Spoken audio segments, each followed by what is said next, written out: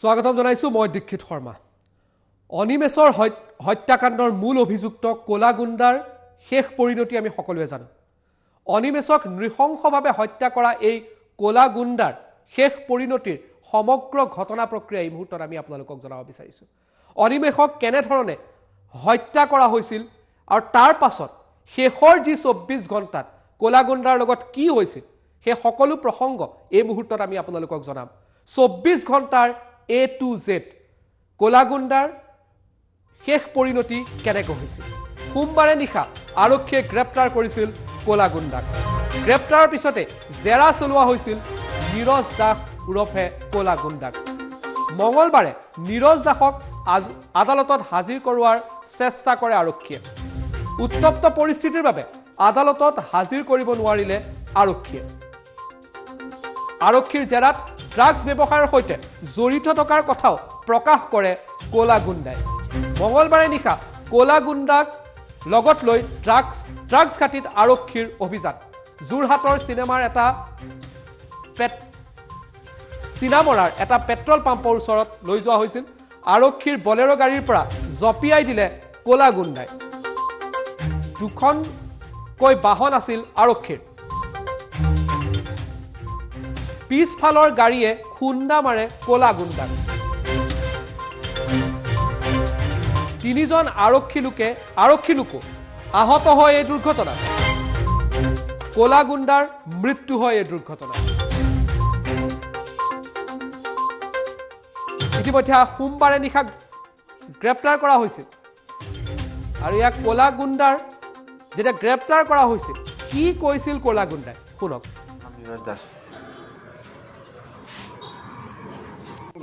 আসল নাম কোলালা বুলি ঘৰত মাতে, এনে আসল নাম নীৰজ দাস। আসল নাম কোলালা বুলি ঘৰত মাতে, এনে আসল নাম নীৰজ দাস। আসল নাম কোলালা বুলি ঘৰত মাতে, এনে আসল নাম নীৰজ দাস। এয়া কলা গুণ্ডাই কৈছিল নীৰজ দাস তেওঁৰ আচল নাম, কিন্তু তেওঁক কলা গুণ্ডা বুলি কোৱা হৈছিল। আৰু আমি এই মুহূৰ্তত আপোনালোকক এই কলা গুণ্ডা যি অনিমেষৰ হত্যাকাণ্ডৰ মূল অভিযুক্ত আছিলে তেওঁৰ শেষৰ 24 ঘণ্টাৰ A to Z জনাব বিচাৰিছো।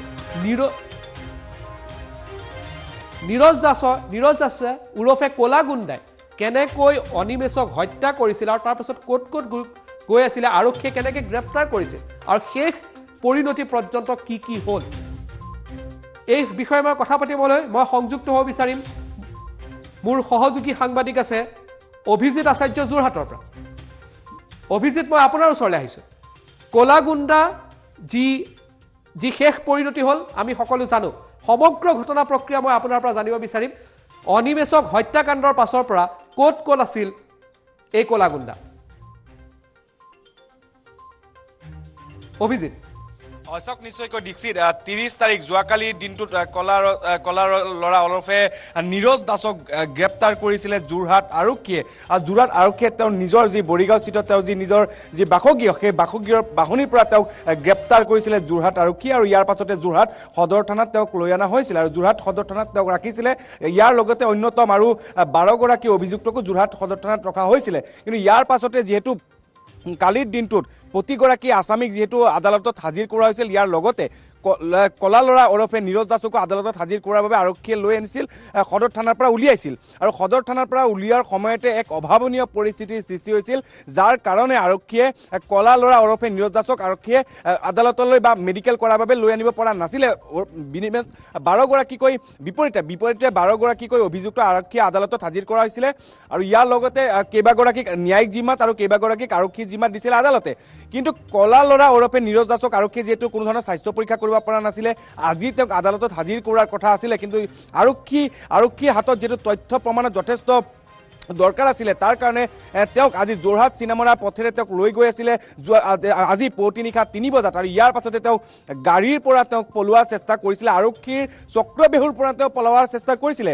যাৰ পাছতে দেখা গৈছিল আৰক্ষীৰ পিছফালে থকা যিহেতু এটা কনভয়ৰ মাজলৈ তেওঁক লৈ গৈছিলে, আৰক্ষীৰ পিছফালে থকা যিখন এস্কৰ্ট বাহন সেই এস্কৰ্ট বাহনখনে তীব্ৰ পলোৱাৰ সময়তে এই এস্কৰ্ট বাহনখনে তেওঁক খুন্দিয়াইছিলে। আৰু খুন্দোৱাৰ লগে লগে তেওঁক যথেষ্ট পৰিমাণে ঘটনাস্থলীতে আঘাতপ্ৰাপ্ত হৈছিলে, ঘটনাস্থলীতে তেওঁ নিহত হৈছে। যিহেতু GMCHলৈ লৈ অনা হৈছিলে, GMCHৰ চিকিৎসকে জানিবলৈ দিছিলে যে তেওঁ ঘটনাস্থলীতে মৃত্যু হৈছিলে। গতিকে এইগৰাকী কলা ল'ৰা ওৰফে নীৰজ দাসৰ যি কলা অধ্যায় এই কলা অধ্যায়ৰ বিষয়ে সমগ্ৰ যোৰহাটবাসীয়ে জ্ঞাত আছিলে আৰু কিন্তু আজিৰ পুৱতি নিশা যিটো দুৰ্ঘটনা সংঘটিত হৈছিলে এই দুৰ্ঘটনা সংঘটিত হোৱাৰ পাছতেই সমগ্ৰ যোৰহাটৰ পৰা আদি কৰি ৰাজ্যজুৰি এতিয়া দেখা গৈছে যে এগৰাকী ব্যক্তিৰ মৃত্যু হোৱাৰ পাছতে আচলতে আনন্দ উল্লাস কৰা দেখা গৈছে। এয়া হয়তো অসমৰ ক্ষেত্ৰত হয়তো এক নজিৰবিহীন ঘটনা, কাৰণ কোনো এগৰাকী ব্যক্তিৰ মৃত্যুৰ পাছতে কিন্তু দেখা যায় যে মানুহে আচলতে শোক প্ৰকাশ কৰে, কিন্তু এগৰাকী ব্যক্তিৰ মৃত্যুৰ পাছত যেতিয়া আজি ৰাজ্যবাসী আনন্দ কৰিছে, গতিকে আপুনি নিজেই ভাবক, নিজেই কল্পনা কৰক যে কেনেধৰণৰ এক মষ্ট ৱান্টেড হ'ব পাৰে। সমগ্ৰ যোৰহাট চহৰখনক তেওঁ সন্ত্ৰাসৰ সৃষ্টি কৰিছিল, বিভিন্ন ধৰণৰ ড্ৰাগছৰ কাৰবাৰৰ পৰা আদি কৰি বিভিন্ন ধৰণৰ চক্ৰৰ সৈতে তেওঁ জড়িত আছিল। আৰু আৰক্ষীয়ে যিহেতু তেওঁক ড্ৰাগছৰ যি গোপন ঘাটি, সেই ঘাটিলৈকে যোৰহাট আৰক্ষীয়ে তেওঁক লৈ গৈ আছিলে। তেওঁলোকৰ তদন্তকাৰী বিষয়াগৰাকী তেওঁলোকৰ উপস্থিত আছিলে, আৰক্ষীৰ এটা দল উপস্থিত আছিলে আৰু তাৰ মাজৰ পৰা তেওঁ পলোৱাৰ চেষ্টা কৰিছিলে।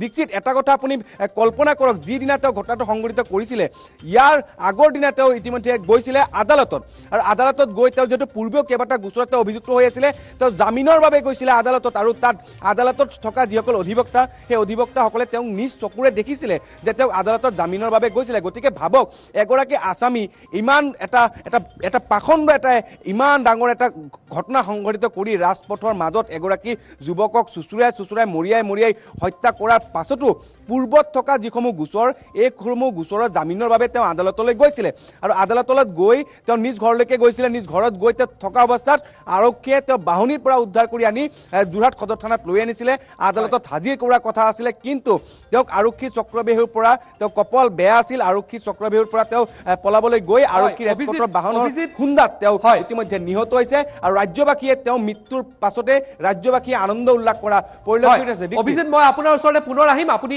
এই মুহূৰ্তত লাইনতে থাকক, আৰু কিছু বিষয় আপোনাৰ পৰা মই জানিব লগা আছে।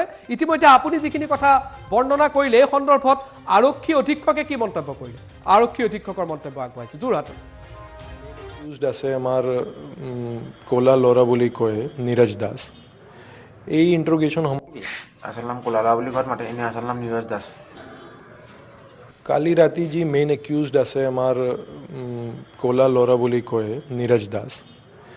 এই ইন্ট্ৰোগেশ্যন সময়তে আমাৰ ইনভেষ্টিগেটিং অফিচাৰত জনালে কি তাৰ লগত আৰু বহুতখিনি ড্ৰাগছবিলাক আছে যোনে এইটো কনচিল কৰি ৰাখিছে। এই বস্তুক লৈ আমাৰ ইনভেষ্টিগেটিং অফিচাৰ যোন আছে এইটো লগে টিম লৈ তাতে গৈছে। এই টিম যোৱা সময়তে চিনামাৰা মৰিয়ানী ৰাস্তাত এই নীৰজ দাসজন আছে এইটো গাড়ীৰ পৰা জম্পিয়াই দিলে। জম্পাই দিয়াৰ পাছত আমাৰ পিছফালে এস্কৰ্ট পাৰ্টি আছিলে, এইটো বচাবৰ কাৰণে ড্ৰাইভাৰ বহুত চেষ্টা কৰিলে, লেকিন নবচাব পাৰিলে আৰু তাকে খুন্দা মাৰি দিলে।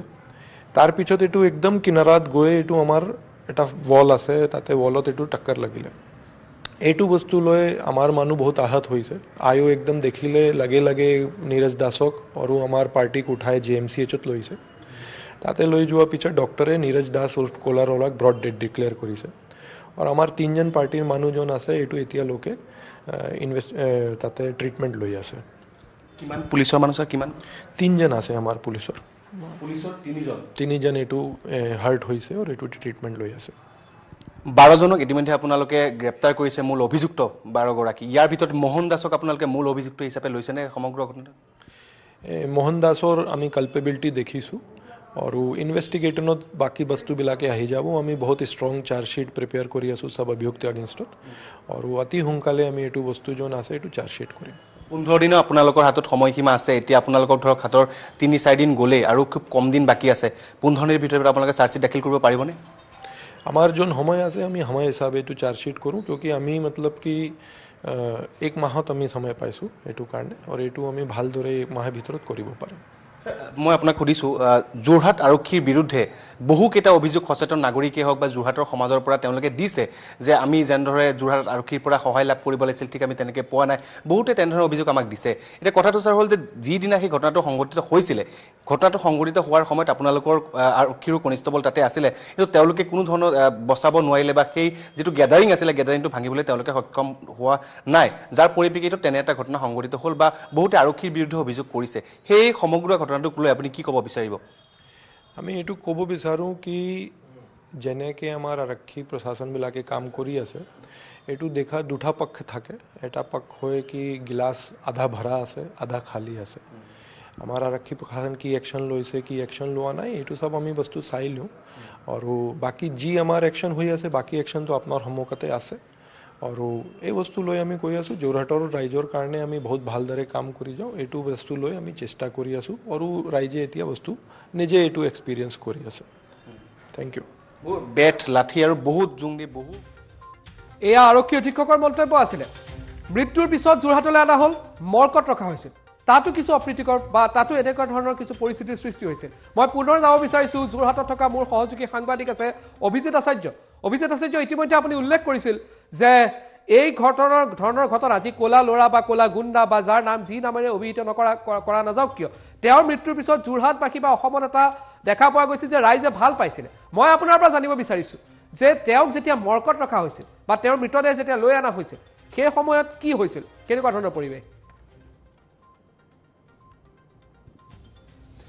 চাওক যিহেতু তেওঁক আৰক্ষীয়ে জিম্মাত ৰাখিছিলে আৰু 24 ঘণ্টা যিহেতু আৰক্ষী জিম্মাতে তেওঁ থাকিব লগা হৈছিলে কাৰণ তেওঁক যিহেতু যোৱাকালিৰ দিনটোতে তেওঁক আৰক্ষীয়ে গ্ৰেপ্তাৰ কৰিছিলে নিজ বাসগৃহৰ পৰা গতিকে আৰক্ষীৰ হাতত 24 ঘণ্টা সময় আছিল আৰক্ষীয়ে তেওঁক যিহেতু মই পূৰ্বে কৈছিলোঁ যে যোৰহাট সদৰ থানাত তেওঁক যিহেতু ৰাখিছিলে আৰু যোৰহাট সদৰ থানাত ৰখাৰ পাছত তেওঁক যিহেতু স্বাস্থ্য পৰীক্ষা কৰাৰ বাবে আন আছামীসকলৰ সৈতে লৈ যোৱাৰ চেষ্টা কৰিছিলে আৰক্ষী আৰু সেই সময়তে যোৰহাট সদৰ থানা চৌহদত এক অভাৱনীয় পৰিৱেশৰ সৃষ্টি হৈছিলে যাৰ কাৰণে আৰক্ষীয়ে তেওঁক লৈ যাব পৰা নাছিলে কোনো ধৰণৰ লৈ পৰা নাছিলে আদালততো আনকি হাজিৰ কৰিব পৰা নাছিলে আৰু ইয়াৰ পাছত যোৱাকালি আজিৰ পুৱতি নিশা তেওঁক লৈ গৈছিলে আচলতে ড্ৰাগছৰ ঘাটিৰ বাবে তেওঁক লৈ গৈছিলে ক'ত আচলতে ড্ৰাগছৰ ঘাটি আছে গোটেইখিনি কথা যিহেতু তেওঁক খুব ভালকে জানে কাৰণ যোৰহাটৰ এটা বৃহৎ ড্ৰাগছৰ সাম্ৰাজ্যৰ সৈতে তেওঁক জড়িত আছিলে পূৰ্বেও কেইবাটাও হত্যাকাণ্ড ঘটনা তেওঁ সংঘটিত কৰিছিলে পৰিয়ালৰ লোকক তেওঁ হানি খুচি হত্যা কৰিছিলে কেইবাটাও তেওঁ পূৰ্বে তেওঁ অভিযোগ আছিলে আৰু তেওঁ অভিযুক্ত আছিলে তেওঁ বাৰে বাৰে জেল গমন তেওঁৰ বাবে এটা সহজ কথা আছিলে গতিকে এইগৰাকী অভিযুক্তক লৈ আৰক্ষীয়ে মূল অভিযুক্তগৰাকীক আৰক্ষী লৈ ড্ৰাগছৰ ঘাটিলৈকে গৈ আছিল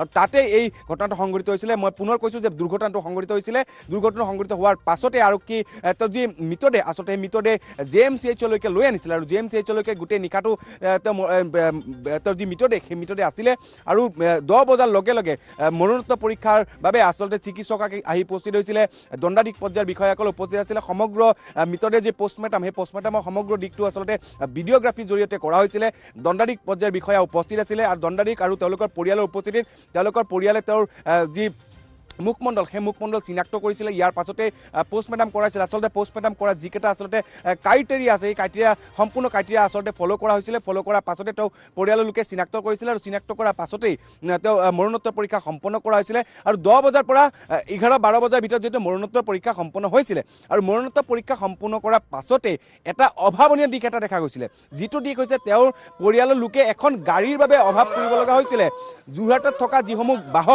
যিসকল বাহনৰ মালিক এম্বুলেন্সৰ যিসকল চালক যোৰহাট JMCHৰ চৌহদত থকা যিসমূহ এম্বুলেন্স সেই এম্বুলেন্সৰ কোনো ধৰণৰ চালকসকলেও আগবাঢ়ি অহা নাছিলে তেওঁৰ মৃতদেহ লৈ যোৱাৰ বাবে আৰু পৰিয়ালৰ এগৰাকী সদস্যহে আছিলে তেওঁৰ নিজৰ খুৰাক উপস্থিত আছিলে আনকি তেওঁ খুৰী উপস্থিত আছিলে পৰিয়ালৰ সদস্য 2-3জন উপস্থিত আছিলে মৃতদেহ কঢ়িয়াৰ বাবে কোনো ধৰণৰ তেওঁলোকৰ পৰিয়ালৰ বাহিৰে আন কোনো লোক উপস্থিত নাছিলে আৰু পৰিয়ালৰ লোকৰ সদস্য সংখ্যা দেখা গৈছিলে 2-3 জনে আছিলে গতিকে এটা কথা কল্পনা কৰক এগৰাকী ব্যক্তি যেতিয়া মৃত্যু হয় এগৰাকী ব্যক্তি মৃত্যু হোৱাৰ পাছত দেখা যায় যে মৃতদেহৰ বা মৃত্যু হোৱাৰ পাছতে শ লোকে ভিৰ কৰে গতিকে এগৰাকী পাখণ্ড যেতিয়া মৃত্যু হৈছিল এগৰাকী পাখণ্ড মৃত্যু হোৱাৰ পাছতে দেখা গৈছিল কোনো লোক উপস্থিত নাছিলে এখন বাহনৰ বাবে তেওঁলোকে হাবাথুৰি খাব লগা হৈছিলে এম্বুলেন্সৰ চালক আগবাঢ়ি অহা নাছিলে তেওঁলোকৰ পৰিয়ালে ঘণ্টা অপেক্ষা কৰাৰ পাছত কেৱল তেওঁলোকৰ পৰিয়ালৰ লোকৰ এখন বাহন তেওঁলোকে যোগাৰ কৰিছিলে যাৰ পাছতে দেখা গৈছিল যে বাহনখন লৈ মৃতদেহ মৰণোত্তৰ পৰীক্ষা সম্পূৰ্ণ কৰা যি মৃতদেহ সেই মৃতদেহ লৈ পাখণ্ড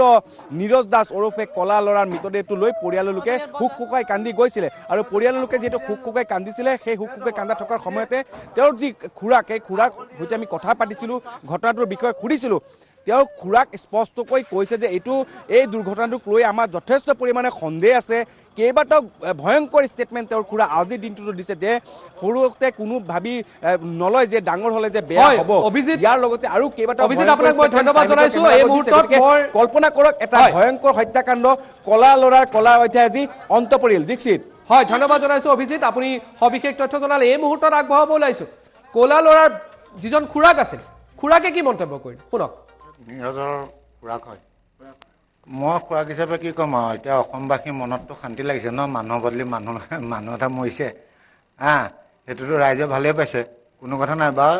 যি নহওক, সৰুৰ পৰা যেতিয়া এটা কেঁচুৱা তুলি তালি ডাঙৰ দীঘল কৰে, ডাঙৰ হ'লে এনেকুৱা এটা হ'ব বুলি কোনোতো নাভাবে ন, আমিও ভবা নাছিলোঁ।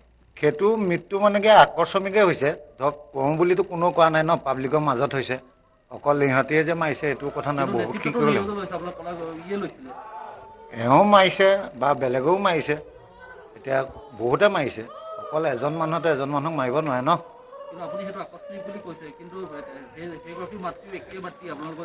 একে মাতি নীৰজৰ মাকো মাতি এই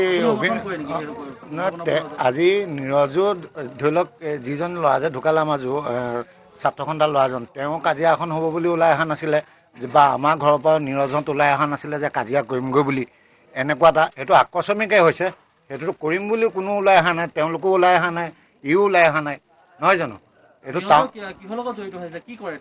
তেওঁ ফিছ মাৰ্কেটত ব্যৱসায় কৰে।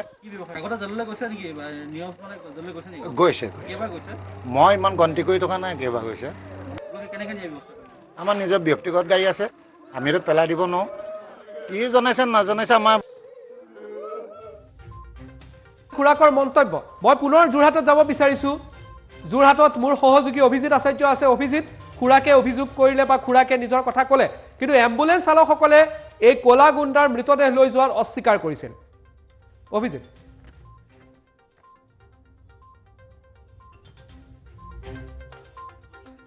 অভিজিত শুনিছে আপুনি?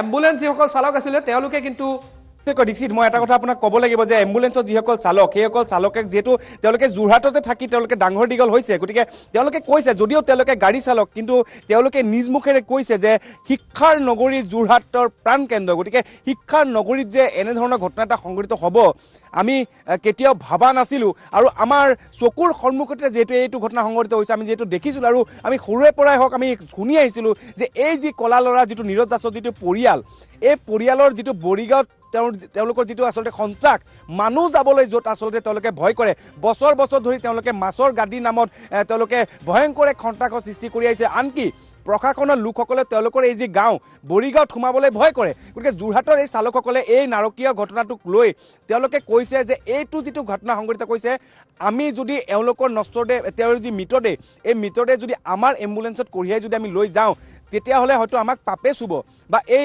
মৃতদেহ লৈ আমি কেতিয়াও যাব নোৱাৰোঁ, কাৰণ আমাৰো এখন পৰিয়াল আছে, এইখন সমাজতে আমি বসবাস কৰিব লাগিব। গতিকে এই নাৰকীয় কাণ্ড সংঘটিত কৰা এই পাখণ্ডটোৰ মৃতদেহ আমি লৈ যাব নোৱাৰোঁ। আমাক যদি লক্ষাধিক টকাও দিয়ে তথাপিও আমি এই মৃতদেহ লৈ যাব নোৱাৰোঁ। গতিকে যোৰহাটৰ যিসকল এম্বুলেন্সৰ যিসকল চালক, সেইসকল চালকক কিন্তু আজি এই ঘটনাটোক লৈ তেওঁলোকে সম্পূৰ্ণভাৱে কৈছে যে আমি কোনো ধৰণৰ আগবাঢ়ি নাযাওঁ, আমি আগবাঢ়ি নলওঁ। আনকি যোৰহাটৰ JMCH চৌহদত থকা যিসমূহ এম্বুলেন্স চালক সকলোৱে মিলি তেওঁলোকে পণ লৈছিলে যে কাৰোবাক যদি লক্ষাধিক টকাও দিয়া হয়, কোনো যেন এই মৃতদেহ কঢ়িয়াই লৈ নাযায়। আনকি যোৰহাটৰ কেৱল এম্বুলেন্সেই নহয়, আন যিসকল বাহন আছে সেইসমূহ বাহনক তেওঁলোকে অমান্তি হৈছে এই মৃতদেহটো কঢ়িয়াই লৈ যোৱাত। ইয়াৰ পাছতে তেওঁলোকৰ ব্যক্তিগত বাহনত, পৰিয়ালৰ লোকে ব্যক্তিগত বাহনৰ জৰিয়তে 2-3-4 গৰাকী লোকৰ জৰিয়তে মৃতদেহটো তেওঁৰ বৰিগাঁওস্থিত যি বাসগৃহলৈ লৈ যোৱা হৈছে। দীক্ষিত। হয় অভিজিত, ধন্যবাদ জনাইছোঁ। আৰু এই মুহূৰ্তত মই আপোনালোকক আগবঢ়াইছোঁ যে এম্বুলেন্স চালকসকলে কি মন্তব্য কৰে। ইতিমধ্যে অভিজিতে জনালে, কিন্তু এম্বুলেন্স চালকসকলে কি ক'লে মন্তব্য আগবঢ়াইছে। JMCHৰ মই এজন প্ৰাইভেট এম্বুলেন্সৰ ড্ৰাইভাৰ হিচাপে মই কৰ্মৰত, আৰু আমাৰ যিহেতু ইয়াত কোনো মানে এনেকুৱা অপৰাধীৰ বিৰুদ্ধে আমি প্ৰশ্ৰয় নিদিওঁ।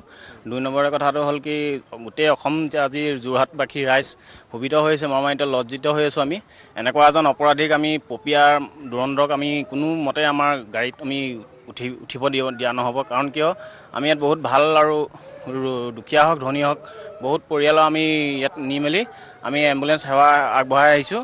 এয়া মতে আমাৰ ইয়াত কোনো মানে এনেকুৱা এজন অপদাৰ্থ, অকমান্য আৰু মানৱীয়তাহীন এজন ব্যক্তিক আমি কোনোমতে আমি প্ৰশ্ৰয় দি আৰু তেওঁ মৃতদেহ হওক, তেওঁ বস্ত্ৰ হওক আমি ইয়াত গাড়ীত উঠাব দিয়া নহ'ব। সেইটো কাৰণে আমাৰ এম্বুলেন্সৰ সকলো ৰাইজে নিয়াৰ পৰা বিৰত আছে। তেওঁলোকৰ 2জন মানুহ আহিছিলে, আহি পিনি ইয়াতে এম্বুলেন্স বিচাৰিছিলে। তেতিয়াই আমি নাযাওঁ বুলি গোটেই মানে সকলোৱে কৈছিলোঁ যে এনেকুৱা এটা কাম কৰিলে আমাৰো নিজৰো এটা সন্মান আছে, গতিকে আমি কিয় এইটো কাম কৰিম। গতিকে আমি সকলোৱে মিলি পিনি আমি নাযাওঁ বুলি ইয়াৰ পৰা মানে ৰখি দিলোঁ। টকা পইচা কোনো কথা নাই, আমি সদায় ভাড়া মাৰিছোঁ। ধৰক আমি পৰিয়াল পোহপাল দিছোঁ ভাড়া মাৰি পিনি, গতিকে সদায় চলি আছোঁ। কিন্তু এনেকুৱা এটা কাম কৰি আমি ধৰক এদিন যেনিবা ভাড়াই নাই, আমিনো এনেকুৱা এটা কাম কিয় কৰোঁ? সেইকাৰণে আমি ইয়াৰ পৰা বিৰত আছোঁ। জি এম চি এইচৰ মই এজন প্ৰাইভেট এম্বুলেঞ্চৰ এয়া আছিল এম্বুলেন্স চালকসকলৰ মন্তব্য। এই মুহূৰ্তত আমি আপোনালোকক জনাব বিচাৰিছোঁ অনিমেষৰ পৰিয়াল। অনিমেষৰ পৰিয়ালৰ বিশেষকৈ অনিমেষৰ মাতৃয়ে কি ক'লে? মাতৃয়ে ক'লে যে মনত অলপ শান্তি পাইছোঁ, কিন্তু তেওঁলোকৰোতো পৰিয়াল আছে।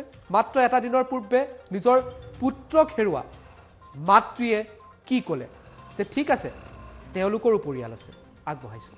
মোৰ ল'ৰাটো যদি সি সোধ পোছ কৰি মাৰ ধৰ কৰিলেহেঁতেন তেতিয়া এটা বেলেগ কথা আছিলে। আজি কোনো সোধ পোছ নাই, মাৰি পেলালে ল'ৰাটো, মাত নাইকিয়া ল'ৰাটো। সি ঘূৰি আছে, তাক দিব লাগে বুলিও ক'ব নাই। আপোনালোকে জানিছে, দেখিছে, ভিডিঅ' দেখিছে চাগে। মোৰ ল'ৰাই তাক ঘূৰি আছাটো নিপিটিলে। হয়তো এচাত দিয়াহেঁতেন কিজানি সি সাৰিলেহেঁতেন।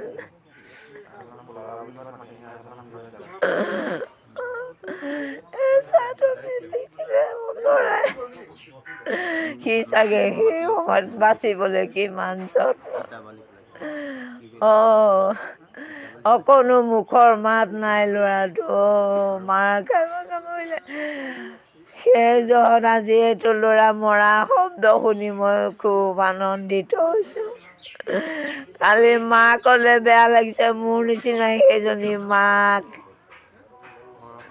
মাক আছে যদি মাকলে বেয়া লাগিছে।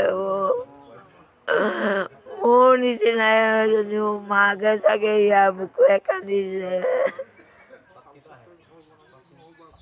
কিন্তু মোৰ তালে বেয়া লগা নাই, মোৰ নিদুখী ল'ৰাটোক যেতিয়া খুন্দিলে সি মৰা। অনিমেষৰ মাতৃ অলপ শান্তি পাইছে, কিন্তু সেই ক'লা গুণ্ডাৰোতো পৰিয়াল আছে, তেওঁৰোতো মাক আছে। সেই মাকৰ প্ৰতিও এগৰাকী মাতৃৰ অন্তৰে কান্দিছে।